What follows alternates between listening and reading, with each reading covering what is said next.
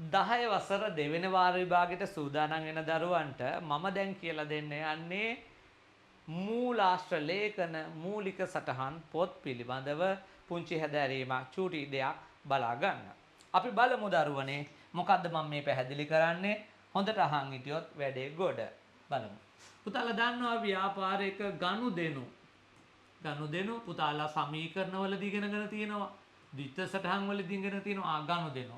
මේ හැම ගනුදෙනුවකටම තියෙනවා දරුවනේ මූලාශ්‍ර ලේඛන. මේ හැම ගනුදෙනුවකටම මූලාශ්‍ර ලේඛන තියෙනවා. ඒ හැම ගනුදෙනුවකටම තියෙනවා මූලික සටහන් පොත් කියලා. බලමු මේ ගනුදෙනු මූලාශ්‍ර ලේඛන මූලික සටහන් පොත් අතර වෙනස මොකක්ද කියලා. පුතාලා දන්නවා ගනුදෙනුවක් කියන්නේ. දරුවනේ ගනුදෙනුවක් කියලා කියන්නේ මෙන්න මේ ආකාරයේ දෙයක්. ගනුදෙනුවක් වෙන්න නම් අනිවාර්යයෙන්ම මූල්‍යමය ස්වභාවය තියෙන්න ඕන. මූල්‍යමය ස්වභාවය කියන්නේ රුපියල් අගයකින් යුක්ත ව්‍යාපාරයේ සම්පත්වල වෙනසක් ඇති කරන ඕනෑම සිද්ධියක්. හරි කළමනාකරුවන්ගේ තීරණයක ප්‍රතිඵලයක් වෙන්නත් ඕන. පුතේ මූලාශ්‍ර ලේඛනයක් කියන්නේ දරුවෝ මේ ගනුදෙනුවක් වුණාම ඒ ගනුදෙනුව පිළිබඳව ඔන්න පැටියෝ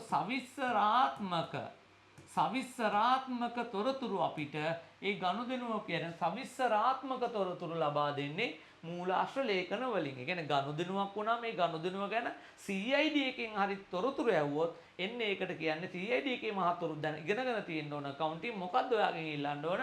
දියම් මූලාශ්‍ර ලේඛනය. මේ මූලාශ්‍ර ලේඛනයක තියෙන තොරතුරු ගත්තොත් මොනවා තියෙයිද?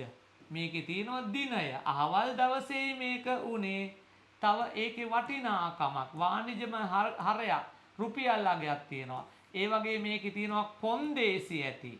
තව පොඩි නොන්දේසි කියලා ලියවෙනවා. කොන්දේසි ඇති. තව මොනවද මේකේ තියෙන්නේ? කොන්දේසි. ඊට පස්සේ ඉහළ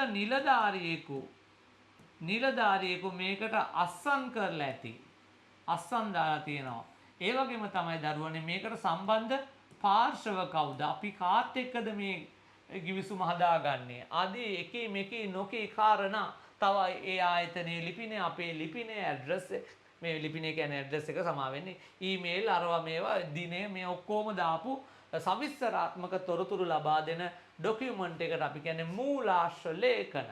ගිණුම්කරණේ ගනුදෙනුවක් වුණාම ඒ ගනුදෙනුව සිදු වූ බවට සනාථ කෙරෙන ලියවිල්ල තමයි දරුවෝ මූලාශ්‍ර ලේඛන කියන්නේ. එතකොට මේ මූලාශ්‍ර ලේඛනයක මෙන්න මේ තොරතුරු අඩංගුයි මේ ලියවිල්ල පදනම් කරගෙන ව්‍යාපාරයක සිද්ධ වෙන ගනුදෙනුව ඔයා මුල්වරට ලියන්නේ දරුවනේ.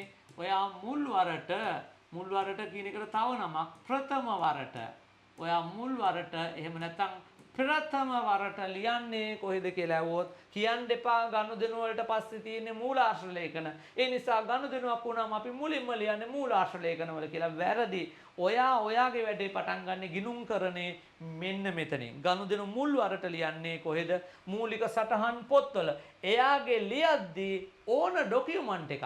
ඇයි මෙතන ලිව්වේ කියලා අකිලස අහද්දී මට හිතිලා කියන්න බෑ. ඔයාට හිතෙන්න බෑ. ලියව්වේ ඇයිද කියලා කවුරු හරි පරීක්ෂණ කරද්දී ඔයා ගැන ඔයාට බය නැතුව ඉදිරිපත් කරන්න තියෙන්න ඕන මොනවාද? මූලාශ්‍ර ලේඛන. එහෙනම් මූලාශ්‍ර ලේඛන කලෙක්ට් කරන්න. collecting source document after entering into the primary books. ඊට පස්සේ තමයි ඔයා primary books වල ලියන්නේ. ඒතර මේ collecting source document මූලාශ්‍ර ලේඛන රැස් කිරීම තමයි කරන්නේ. ගනුදෙනු ප්‍රථම වරට ඔයා ලියන්නේ කොහෙද? මූලික සටහන් පොත්වල. මං හිතනවා මූලාශ්‍ර ලේඛනයයි මූලික පොතුයි කියන ඒ දෙන්නයි වෙනස දැන් ඔයාලට තේරෙනවා ඇති. දැන් අපි චුට්ටක් බලමු අපේ සාමාන්‍ය පෙළ විභාගෙට පුතාලට මොනවද මූලාශ්‍ර ලේඛන මූලික පොත් හැදෑරීම් කරන්න තියෙන්නේ. අපි ඒක චුට්ටක් බලමු. හරි? ඕකේ.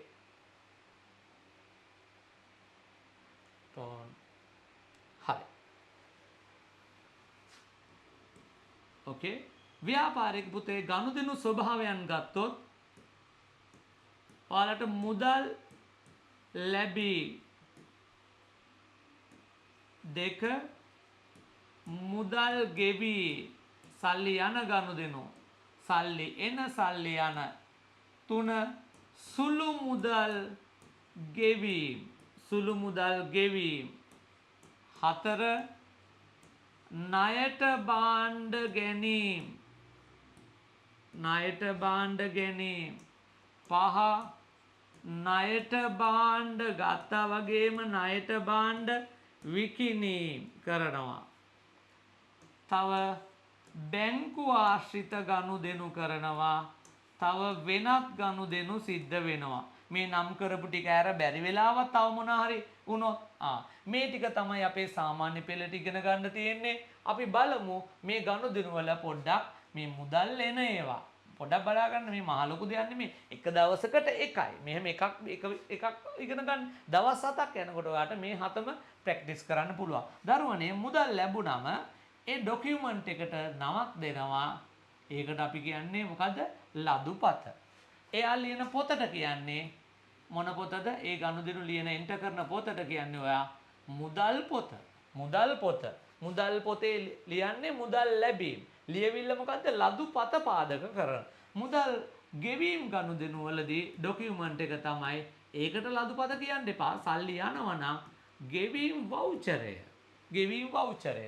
ඒක ලියන පොතත් ඒකටත් දරුවනේ මුදල් පොතම තමයි. මුදල් පොතම තමයි. සල්ලි ලැබෙද්දිත් මුදල් පොත, සල්ලි ගෙවද්දිත් මුදල් පොත. සුළු මුදල් ගෙවීම. මේකේ මුදල් ගෙවීම, මේකේ සුළු මුදල්. එහෙනම් මෙයා වගේම තමයි. එයාගේ නම සුළු මුදල්. සුළු මුදල්. සුළු මුදල් ගෙවීම් වවුචරය. මෙතන මොකද්ද? එයාගේ පොත සුළු මුදල් පොත. සුළු මුදල් පොත. පැහැදිලිනේ? ණයට භාණ්ඩ ගත්තම ડોකියුමන්ට් එක ගැනුම් ඉන්වොයිසිය. ගැනුම් ඒ ණයට බඩු ගත්තම ඒ විස්තරවල උඩ තියෙන නම. හරි ડોකියුමන්ට් එකේ නම. ලියන පොත තමයි ගැනුම් ජර්නලය. ගැනුම් ජර්නලය. ණයට භාණ්ඩ වික්කම ඔයා හරිම ලේසි මතක තියාගන්න විකුණුම් ඉන්වොයිසිය. විකුණුම් ඉන්වොයිසිය ලියන පොත මොකද්ද? විකුණුම් ජර්නලය. විකුණුම් ජර්නලය බැංකු ආශ්‍රිත. පුතේ මෙයාට ડોකියුමන්ට්ස් කීපයක් තියෙනවා. එකක් කුවිතාංශිය. කුවිතාංශිය. මුදල් තැන්පතු කුවිතාංශිය. චෙක් තැන්පත් කරනවා අපි. චෙක් තැන්පතු කුවිතාංශිය. ඒ වගේම බැංකුවෙන් අපිට එවනවා බැංකු ප්‍රකාශනය, පිළිපත. මේ ඕනම ડોකියුමන්ට් එකක් ගන්න පුළුවන්. මෙයාට ડોකියුමන්ට් කීපයක් තියෙනවා. ඒකත් විශේෂයි. එයා ලියන පොත බැංකු මොකද්ද පොතද? බැංකු පොතත් කියනවා.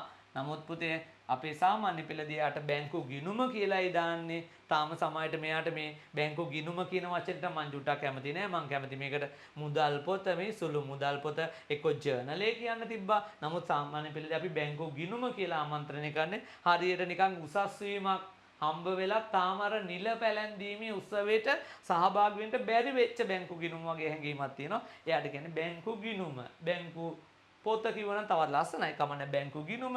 වෙනත් ගනුදෙනු වුණොත් හොඳට මතක තියාගන්න අපේ පැටව ටික. ඔන්න මෙයා අහනවා වෙනත් ගනුදෙනු තිබ්බොත් ඒකට නම වවුචරය. වවුචරය කියන්න එපා මේ. එතකොට බලන අයත් බය වෙයි මොකද්ද යකෝ මේ වවුචරය? ජර්නල් වවුචරය. එයා ලියන පොත මොකද්ද? ඒකත් විශේෂයි. එයත් විශේෂයි අපිට. එයා ලියන පොතට කියන පුතේ මොකද්ද? පොදු ජර්නලය. පොදු ජර්නලය. බලමු මොකද්ද මම මේ කිව්වේ? පුතේ ව්‍යාපාරයක වෙච්ච ගනුදෙනු සෙට් එකක්. මේ ව්‍යාපාරයක වෙන ඕනම ගනුදෙනුවක් දරුවනේ මේ හතෙන් එකක් කරා යනවා. ඔයා ඒ එක මොකද්ද කියලා වේගෙන් හිතන්න පතන්න පුළුවන් නම් වැඩේ ගොඩ. එතකොට මේ පාඩමෙන් මොකද්ද එන්නේ? සල්ලි ලැබීම් ගනුදෙනුවක් දීලා උදාහරණ ණයගැතියන්ගෙන් මුදල් ලැබුණා. කිව්ව ගමන් ඔයා මෙතනින් යන්න ඕන මේ. එතකොට අහන්න පුළුවන් ඊට අදාළ මූලාශ්‍ර ලේඛනය, ඊට අදාළ මූලික සටහන් පොත එහෙම පොත් මේකෙන් ගන්න පුළුවන්. සල්ලි ලැබෙන ඒවා. විදුලි බිල ගෙව්වා. අංක දෙකනේ. එතකොට ඔයා ගනුදෙනු වලින් ඔයා ගනුදෙනු 10ක් 15ක් ඔලුවට අරගෙන මේ 6න් 7න් කොයි පැත්තෙන්ද යන්නේ කියලා ප්‍රැක්ටිස් කරගන්න ඕන. පැහැදිලිද? මේ 7 මන් දැම්මේ කොයිකටත් කියලා. කොයිකටත් කියලා. පැහැදිලිද? පුළුවන් නම් කමෙන්ට් කරන්න. මම මෙන්න මේ කියන ගනුදෙනුවට අදාළ මූලාශ්‍ර ලේඛනය මොකද්ද කියලා. මොකද්ද ගනුදෙනුව? ව්‍යාපාරයේ භාණ්ඩ අත්පිට මුදලට වික්කා. ව්‍යාපාරයේ භාණ්ඩ අත්පිට මුදලට වික්කා. ඒකේ මූලාශ්‍ර ලේඛනය කියන්න. ඒ වගේම දෙවෙනි ප්‍රශ්නය තමයි අපේ ව්‍යාපාරය ලී බඩු සාප්පුවක්. අපේ ව්‍යාපාරය මොකද්ද? හිතන්න ඔයා ලී බඩු සාප්පුවක් කියලා. හොඳයි. ගනුදෙනුව තමයි ව්‍යාපාරයේ කළමනාකරුගේ ප්‍රයෝජනය සඳහා අපේ ව්‍යාපාරේ මැනේජර් ඉන්නවනේ. මැනේජර්ට ඉඳ ගන්න කියලා අපි විශේෂ පුටුවක් ණයට ගත්තා. පැහැදිලිද? ඒ ගනුදෙනුවට අදාළ මූලාශ්‍ර ලේඛනය බලමු. ඕගොල්ලෝ කමෙන්ට් එකක් දාන්න. එහෙනම් ජය වේවා.